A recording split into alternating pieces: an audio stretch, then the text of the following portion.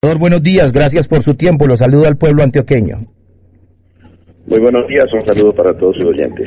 Bueno, senador, hoy nos están diciendo, y es lo que queremos interpretar, entender, nos están diciendo que las FARC le dicen al país que hay un cese unilateral del fuego a partir del 20 de julio.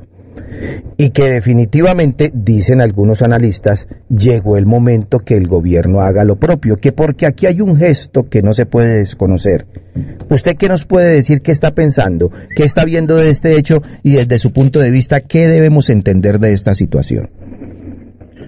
Mire, lo que está claro es que ese esquema de negociar en medio del terrorismo y de las bombas está en crisis.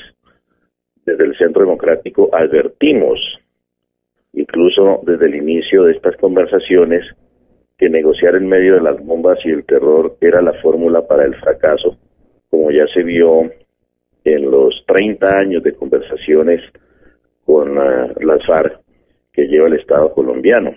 Los diálogos en Caracas, en Tlaxcala, en el Caguán fracasaron porque se hicieron en medio del terrorismo, y el gobierno se ha empeñado en repetir esa fórmula del fracaso. Ahora las FARC pues manipulan a la opinión pública con estos anuncios de treguas que son treguas falsas, porque durante esas treguas siguen delinquiendo, siguen extorsionando, siguen reclutando menores, se siguen rearmando como lo ha denunciado el Ejército Nacional, continúan narcotraficando, continúan acosando a la población civil, continúan atacando a las fuerzas militares como sucedió en la tregua pasada. Y lo que pasa es que las FARC aprovechan esas treguas es para acumular suficientes explosivos y armas y reclutamiento para después de la tregua reiniciar de una manera más brutal esas acciones terroristas y bárbaras contra la población civil, contra el medio ambiente, contra la fuerza pública. Es lo que hemos visto en las semanas anteriores. El mes pasado, el mes de junio, después del rompimiento de la tregua, ese mes de junio fue el más violento de todos los 4 años que llevan estas conversaciones de paz. Así que eso es contraevidente, digamos, afirmar que las treguas crean mejor ambiente o facilitan los diálogos. No, las FARC han decretado 5 treguas y después de la 5ª tregua, que fue la más larga, que tampoco cumplieron, pues ha venido la crisis más grave de estos diálogos de paz, donde incluso el vocero del gobierno señaló que estarían dispuestos a levantarse de la mesa. Así que no es verdad que estas treguas crean mejor ambiente y facilitan las conversaciones de paz. Eso es absolutamente falso, contraevidente. Los hechos están demostrando lo contrario. Lo que debería hacer el gobierno nacional es exigirle a la guerrilla un cese definitivo y unilateral de sus acciones violentas contra el Estado y contra la sociedad mediante su concentración en una zona determinada de la geografía nacional con supervisión internacional. De esa manera se podría dialogar en paz y no en medio del terrorismo. Sí, senador Rangel, entonces asistimos a una repetición de los hechos y en la que, como usted lo decía, primero se decreta o se anuncia mejor ese cese unilateral, luego van a estar los sectores de izquierda presionando al gobierno para que el cese sea bilateral y esto llevaría a que el gobierno después también suspenda nuevamente los bombardeos y se repita toda esta situación. ¿Usted cree que la situación va para el tema de cese bilateral? Pues al parecer es lo que se está ambientando. Pues, el país registra con escándalo cómo el señor fiscal general de la Nación reclama un cese al fuego bilateral inmediato.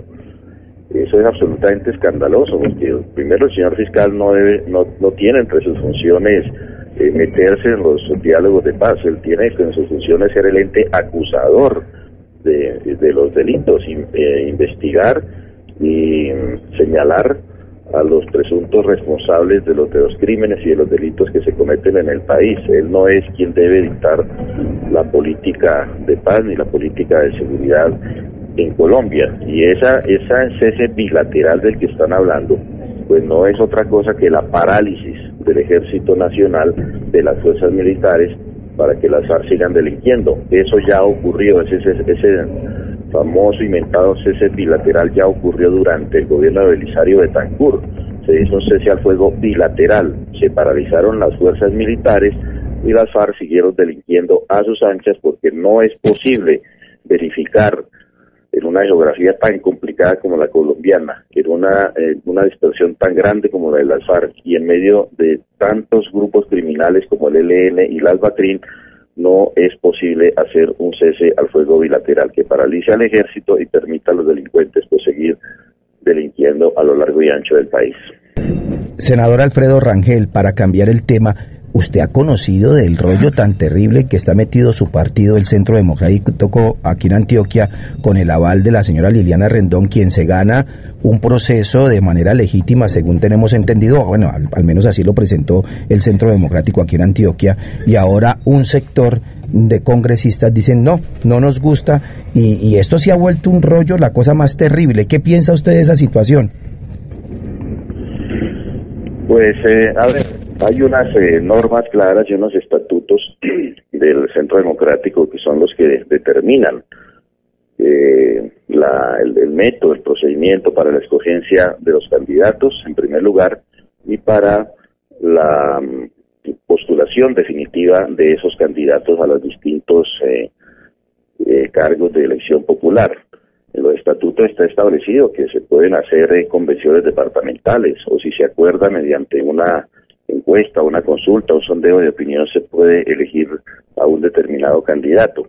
Pero también está acordado en que dependiendo de las condiciones y dependiendo de la situación específica de cada región o de cada municipio, pues finalmente por razones de conveniencia para el partido se puede tomar la determinación de designar uno u otro candidato en función del bien colectivo del partido y no de los intereses individuales de las personas.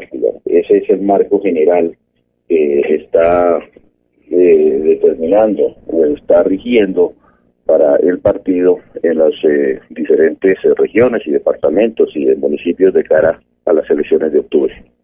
Que usted toca un punto que me lleva a resaltar una declaración del doctor Guillermo Mejía, expresidente del Consejo Nacional Electoral, hoy en el periódico El Tiempo, a propósito de este caso del Centro Democrático y de la señora Liliana Rendón, y dice él, abro comillas, de acuerdo con el artículo 7º de la ley 1475, dice que es obligatorio para el partido apoyar al candidato que haya ganado la consulta y no puede apoyar a otro del mismo partido o diferente.